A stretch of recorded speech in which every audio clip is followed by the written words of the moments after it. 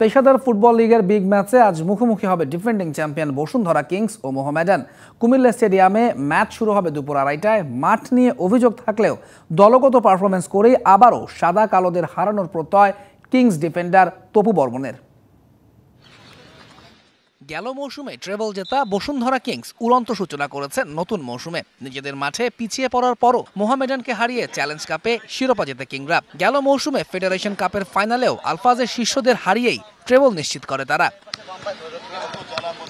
ঘরের মাঠে পেশাদার লিগে নিজেদের প্রথম ম্যাচে চট্টগ্রাম আবাহনীর বিপক্ষে রীতিমতো গোল উৎসব করেছে ভ্যালেরিয়া তিতার শিষ্যরা। ম্যাচের শুরু থেকে শেষ পর্যন্ত একচেটিয়া আধিপত্য ছিল তাদের। 3 মিনিটে গোল উৎসবে শুরু করেন খাসা, আর জোড়া গোলে ইতি টানেন রাকিব।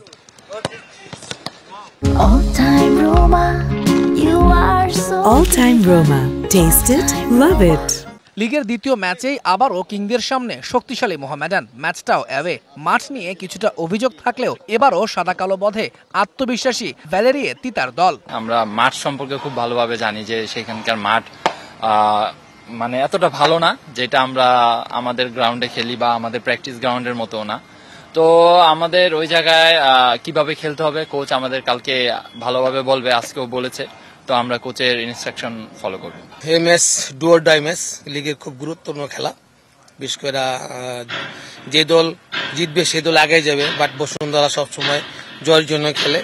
আমরা চেষ্টা করবো আমাদের টিম জয় নিয়ে মাঠ থেকে ফিরে আসবে আশা করি।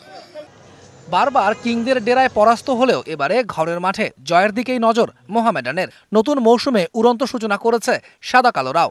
নিজেদের প্রথম ম্যাচে নবাগত ঢাকা ওয়ান্ডারার্সকে গুনে গুনে 6 গোল দিয়েছে আলফাজের শিষ্যরা। সে পারফরমেন্সের ধারাটা কিংদের বিপক্ষেও ধরে রাখতে চায় ইমানুয়েল সান্ডে, সুলেমান দিয়াবাতেরা। তৌহিদুল ইসলাম, ডিবিসি নিউজ ডেস্ক।